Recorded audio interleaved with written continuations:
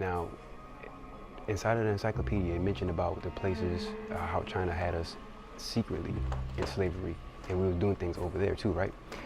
On this map, it shows different portions of the area where the tobacco farms were huge. Now, some of these were by just their own people, others were by us.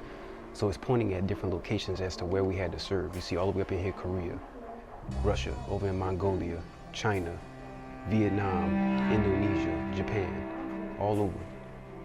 All of these places is where we had sold it. Every single one of these, look, notice, North Carolina going all the way down toward Georgia, Louisiana, Alabama, Mexico, all throughout South America, coming over to Africa, up here toward the Netherlands, Poland, Warsaw, Belgium, France, all over where we had picked the same plant. Check this out, go back this way. Yeah, like, and as mentioned before, Indonesia, we have over here, look, check this out. The Sullivan Islands.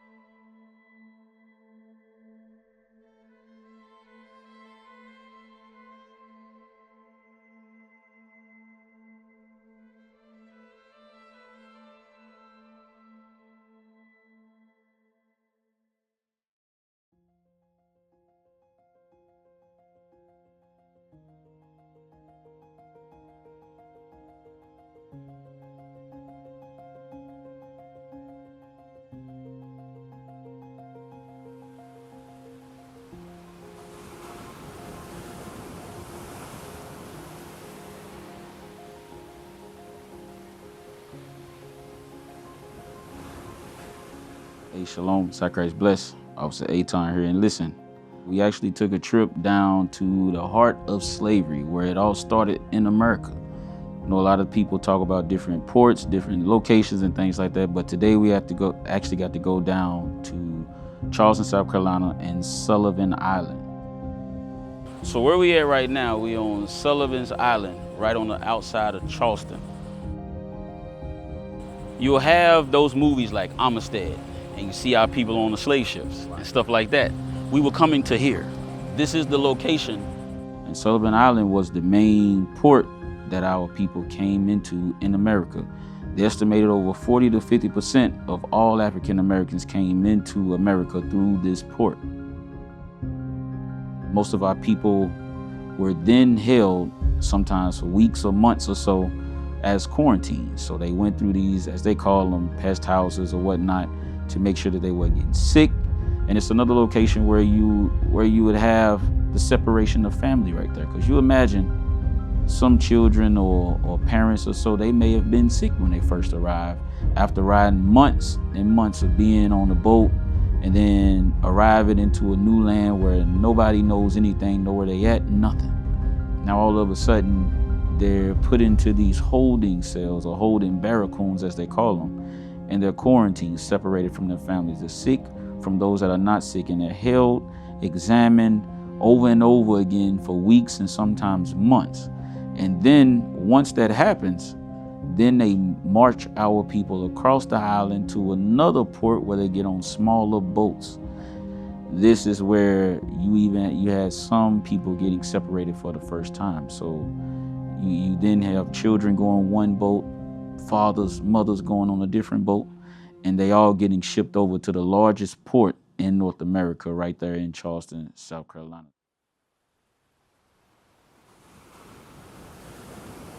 This is the location where 50% to 60% of all African Americans that came in America came to this port right here. This is the old docking, which is right behind yourself.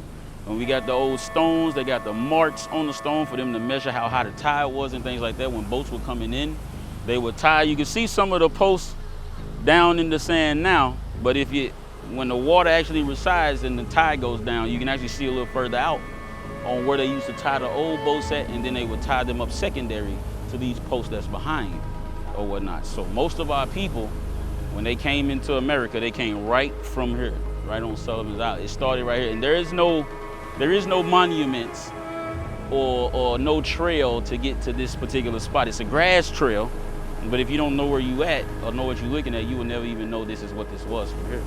But that's what we're looking at. So they're emphasizing that Civil War history and minimizing the slave trade history that led to the Civil War. Right. Like you said, after that 60+% of our people came on these shores from months on in on a boat in their own sick, they were then transported here to Sullivan's Island, where they were held for weeks to months to determine whether or not they were ill before they were sold off in Charleston, which is one of the largest slave ports in America. Right, and that's where we're gonna go next. We're gonna go and touch that. We actually gonna see where we literally walked across and got onto another ship to then cross over into Charleston. And then you right at the slave market then. And from there it's literally dungeon or barracoon after barracoon to the front porch, and then you're sold, and then you're giving your slave master last name at that point. So we're gonna go and check that out next. But yeah, this is where we at. 50% to 60% of our people came right here to this spot, this literal location, and came through it. And we're going over here to swim and enjoy ourselves at the same beach that we were oppressed at. But they know. A lot of them, I would guarantee, are aware of this history, because you don't pick a location like this just because of the beach. There's beaches all across South Carolina. You got Myrtle Beach. There's beaches all across South and North Carolina. This location is picked for the historical content. This is why a lot of Esau come here. It's a time to relish in your history and the oppression that they used to have us under. And you get a little sunlight in the beach. But Israel walks past all this every day and doesn't even know. It's crazy.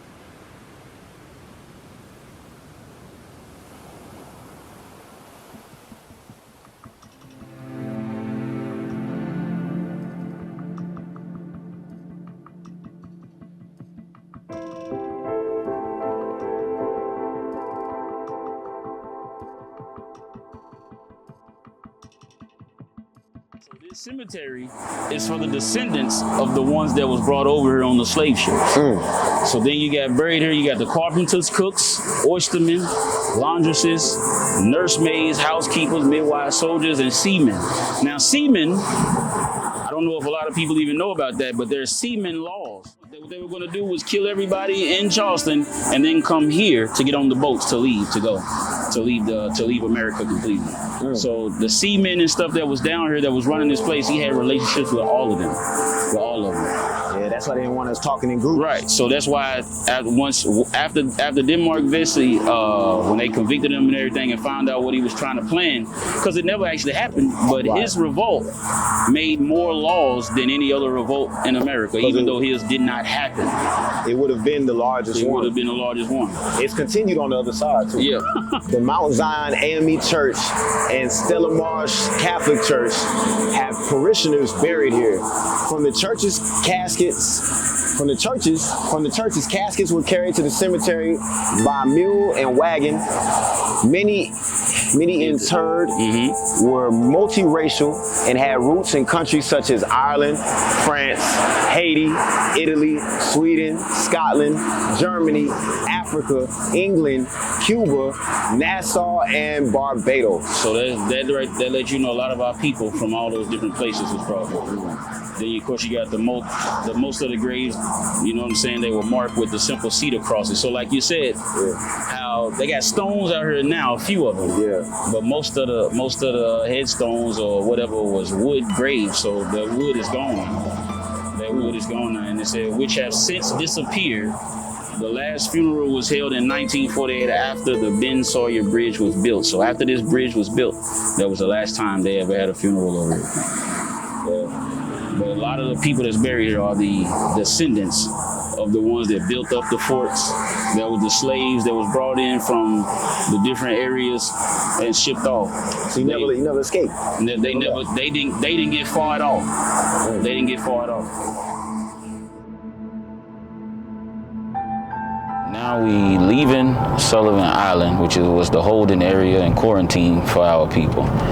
Now we heading into the city of Charleston, going to East Bay Street, which is down here where the slave market was, where we would be in. Like after we got on the smaller boats from Sullivan Island, then we were put on the smaller boats and then brought over downtown Charleston to the biggest slave market in America. You know, some people, they try to downplay it like it wasn't that big, or it was others as big. But a few of the reports now you starting to read where it says it was the largest slave market in America. So that's where we headed to now. What's going on this side over there? Because all of this was a big prison. This whole building right here, they used to extend all the way to the end where the cars are. They cut it, and now it's parking. But this actually, you see that yellow building all the way to the front? That's the front porch where we were sold at. So where everybody's shopping at is a barracoon. And that's another term for like a slave prison or slave holding before you got sold. So you got the customs building beside it. And you know customs is whenever you bring something from overseas, it has to register in that country. So they don't let any and everybody in this building because there's records of our people in this building. And so you have this, they cut it and made this parking, but this building actually extended all the way to the end of this parking lot. So that's where we're gonna start at. This side. And so this right here is the United States Customs building. So at this customs house, this is where the port, whenever we came off of Sullivan Island, we would then dock over here, and they would march us. Of course, all this wasn't here then, but march us over here and register us in the old customs building. Nah, hey, authorized personnel only. We ain't authorized. So look, you can see it from here. You see what I'm saying? Yeah. That's the island, bro, where we was just at. Sheesh. That's the island. That's Sullivan Island where we was just at. So that's the 6-7 miles across the water. That's Sullivan Island over there. And literally, like we said, we walked down a little bit and got on smaller boats, 7-mile ride, and then you got off here at the port. And they registered you here, and you went into the barracoons that started where that van is at, right here at the back of the van, all the way to the front porch. You got examined again. After making it through quarantine, you get examined if they whether wanted a big muscular person or a smaller person, whatever. Whatever purpose. Whatever they had their purpose for, you get examined from here to the front porch. Yeah. But. And there's a variety of. And now you got restaurants and all of this stuff out here. When you can imagine, that wasn't there. This was where you get off and it's a bunch of slaves walking. So, as you can see, Sullivan Island right here. This is where the seaman laws was implemented because of what Denmark Vesey was doing. So then, whenever somebody or a ship docked off Sullivan Island or right over in any of these ports along this, they had to go to jail. So, like, if the slave master would dock, you either had a choice of staying on the boat or going to jail, where before you could walk around. So you can walk around in Charleston while the slave master is doing whatever he's doing with the slaves, or making trades for spices and all of that stuff too. Oh, I'm gonna trade the slaves and take back over here to Britain or whatnot. So they would do that, but while they were doing that, the ones that was riding the boat with them was going around and mingling with the slaves, and wasn't no problem. Passing information. Right, but right after Denmark Vesey did his thing with his revolt, and they found out all the connections that he had made, that all stopped. You either went to prison, you had to go and sit in jail the whole time they was here, or you had to stay on the boat. You could not roam around anymore. Wow. But yeah, anybody can't go in there. You gotta be somebody go in there. You don't let nobody. You can't get a pass to go in there right now. I don't know if it's something they ever gonna open up, but I'm sure when they do, they're gonna already have what they need out by then. I'm imagining just the hustle and bustle of coming off the ship. You going into the quarters, you getting, whatever they doing to check you for bugs and things of that nature. If you're sick, then you get quarantined. Yep. Even at that point, I didn't even think about that when we're back at the pest houses. Even at that point, you're getting separated from people you knew, family and things of that nature. Because they may be sick, you may not be. Boom, separation. Yep. Then you're getting shipped on the boat. It's just a hustle and bustle. It's almost like, the military, they do the boot camp. It's the hustle and bustle. Then you get carried to 7 miles. You hop off here. You go through the customs. They checking you. They probably gave you a name right here. Nah. Name. You don't think so? Nah. Because remember they took on the slave master name. So when they were we going to the front porch. Right. We gonna go right up here to the front porch. Where Jezreel go? He's right there. He's taking shots. He on the but floor. the reason I reference that was because like when you see documents like the movie 12 Years a Slave, it's like But that's they would from, have a pre notion name. yeah, yeah. I don't know. They may have, but I don't know. But I know you definitely got a new name once you were sold.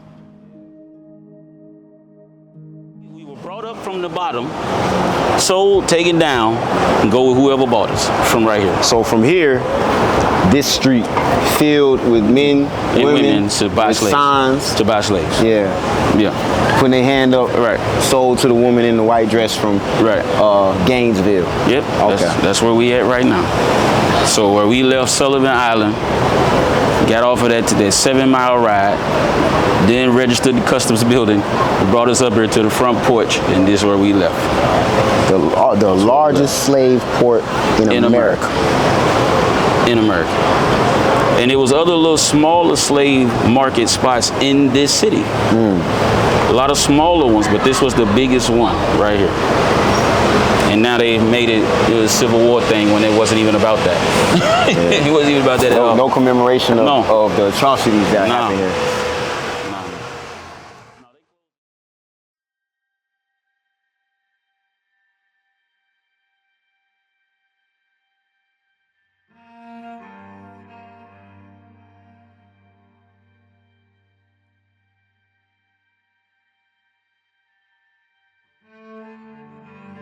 So it's the what it's made out of. We're the only people that made them, and he's making them. Like we made these in Africa, sweetgrass baskets. We're the only ones that made those. Them things last forever.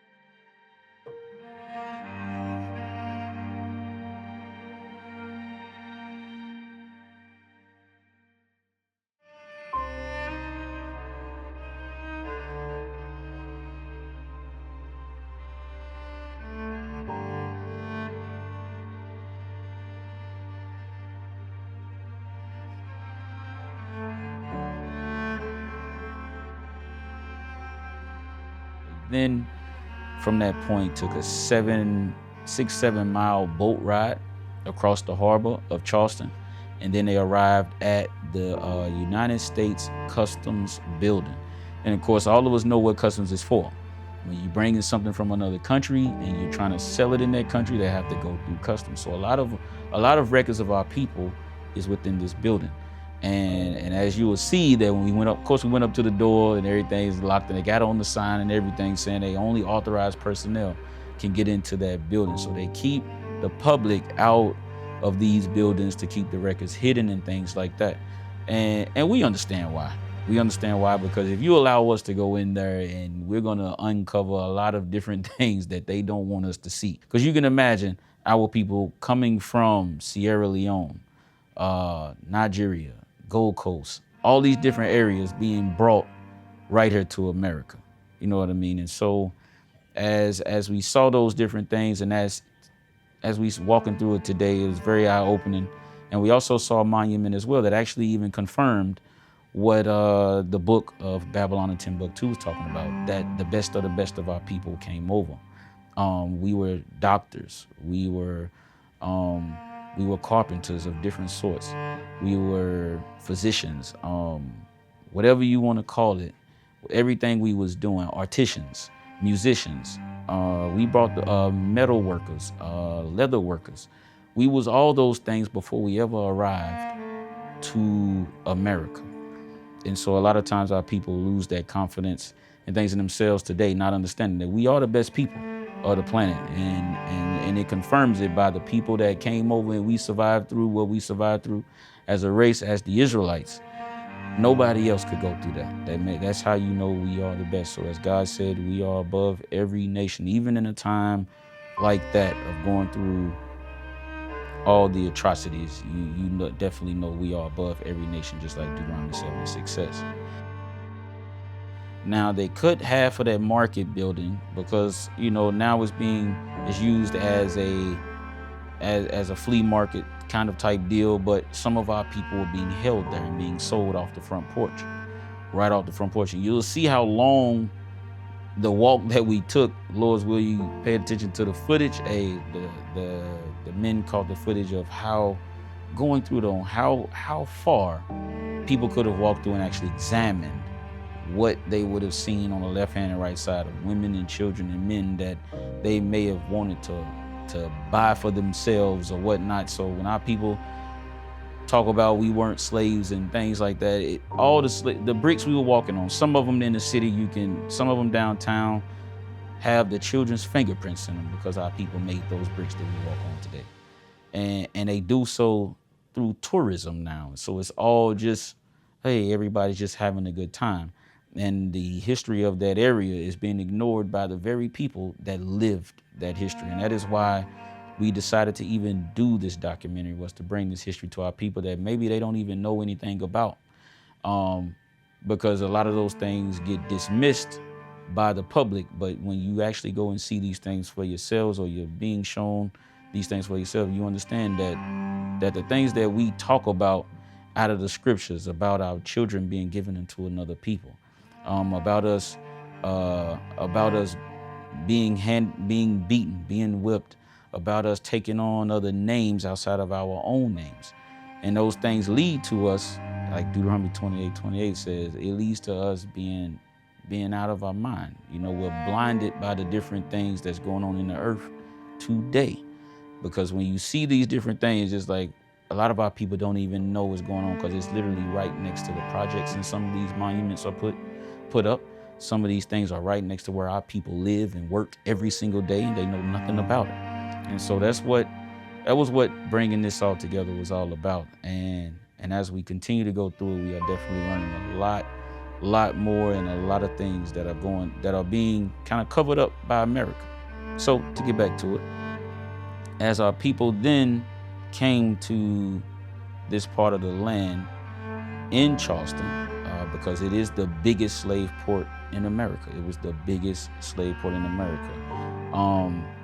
One of the officers was referencing before that 9 out of the 10 richest people in America lived in Charleston at this time. So that term old money, that started in South Carolina, because when you go there today, you still see the ramifications of that old money. They still have it down there. That is where all of the rich even go. Even Oprah herself couldn't even buy a house there because of the racism that is still in that place. She wanted to buy a house down in Charleston, South Carolina, and they did not allow her to do so because she was a black woman. That was it. It ain't that she didn't have the money. So the same racism that was going on then, it is still being pushed today. As we read off the monument as well, it actually referenced that our people have been fighting against the injustice of our people from the past and present, letting you know that they understand that this system that they've created has been turning on its own axis for so long that even today our people are still fighting for the same things that we were fighting for back then. We have not found a place for ourselves in America.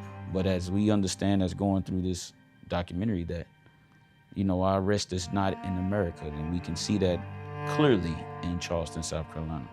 It is unbelievable. And we're going to talk about a specific brother to actually go into that. So after all those different things with us coming to Sullivan Island, then from Sullivan Island crossing the harbor, then going to the United States Customs building and being sold on the north side of that building and some other places in the Market Street as well. So we're going to talk about a brother also to actually give a little feedback as to what he discussed and what he experienced right there in Charleston after being sold in Charleston. His name was James Matthews. He was actually born right outside of Orangeburg, South Carolina, and then he was sold into slavery in Charleston. He was captured and sold in Charleston. So the same customs or whatnot, he didn't have to go through customs because his family was already here. But he was actually a descendant of slaves, and then he was actually sold right down back into Charleston as a child. But as he grew up, he experienced some things, and as the things that he experienced, he wrote about them. And his writings actually then caused a lot of the, I guess you could say, the government or political parties and things like that to kind of take certain actions to write different laws. He actually, his writings actually helped put in place the 13th Amendment and things like that, based off of the description of what slavery was to him in Charleston. He gave a live account of those things. And a lot of the things our people can't even fathom that was going on what was happening to the brother and what he saw also. So he actually wrote a book, and that book was called Recollections of Slavery by a Runaway Slave. So he actually wrote about those things to recollect those things and actually bring those things to remembrance and actually give a accurate account of what was going on. Because the time that he wrote the book, it was a time when the government was dismissing that slavery was still going on in the South. So up north, they had where they kind of ignored these things, that slavery was still going on in Mississippi and North Carolina and South Carolina. They ignored this.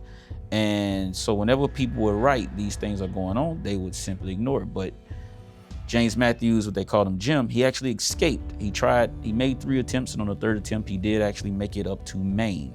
And so the things that he actually wrote about and what he saw is definitely something that it is nerve-wracking, and it is frustrating to read that our people went through it, because the things he saw, he said he saw it multiple times to different people. And he himself experienced some of those things multiple times. Like, for instance, he experienced watching another slave having to put another brother inside of a nail-studded barrel for torture at the Sugar House. And the Sugar House and slave prison were prisons for slaves that rebelled.